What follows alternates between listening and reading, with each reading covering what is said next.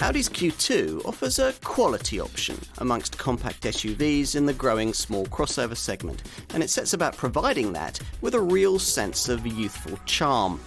The idea is to deliver the looks of a coupe, the agility of a hatchback, and the presence of an SUV in a product small but perfectly formed.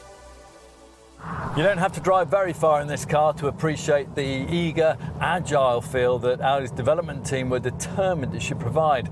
The need for that has necessitated a rather firm ride, but things won't be too bad in that regard, provided you avoid the over-large wheel sizes and the optional sport suspension setup. Body roll is really well controlled for a car of this kind, and the direct responsive steering helps too, and that's a progressive setup that makes the ratio become increasingly more direct as you turn. Now you can also alter the weight of the steering via the various settings of the Audi Drive Select system, one of those that alters not only the feel at the helm but also the throttle response, and on the S-Tronic Auto models, gear shift timings too. Drive Select can also change the suspension feel if you pay extra for the adaptive damping package.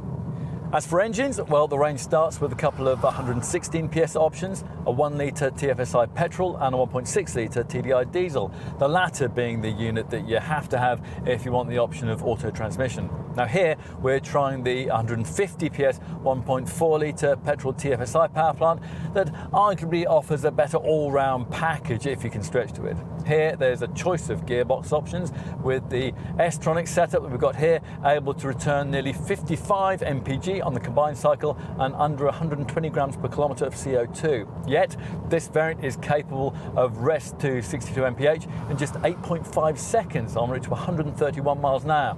You can't have it with Quattro four-wheel drive though. For that, you'll need pricier 2-litre TDI diesel power. That 150 PS unit offered only with an S-Tronic gearbox, regardless of your choice between 2 or 4-wheel drive.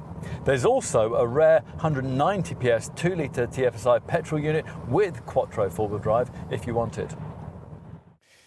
Even if you didn't know that Audi was trying to do something different with this car, well, you might guess the fact just by looking at it.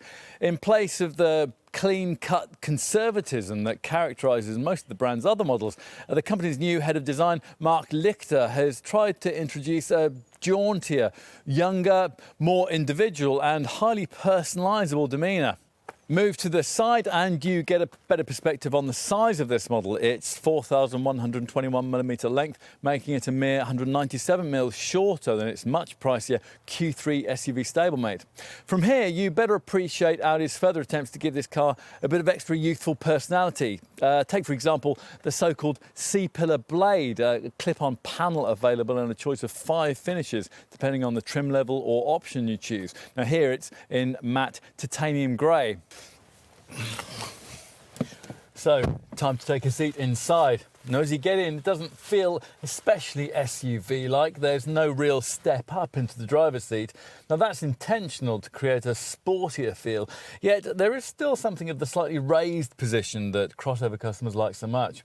In essence, it all means that if you're switching into this car from a conventional Audi hatch, say an A1 or an A3, then the minimum of adjustment will be needed. The fascia design shares a lot with those models too, which means the defining use of these 4 air vents, all styled to look like miniature jet engines, are made up of no fewer than 30 individual parts, including outer rings that are shaped for perfect grip. It's all part of surroundings that are very nicely finished indeed, creating a really premium feeling of quality and class. Let's move into the rear seat, an area of the car you might expect to be quite tight on space, given that this car is shorter and narrower than the A3 hatch it's based on.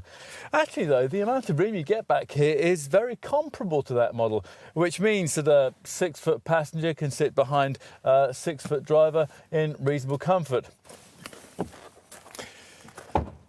So finally, let's check out the boot space on offer, accessed in this case by an optionally powered tailgate that seems a bit unnecessary in a car of this kind.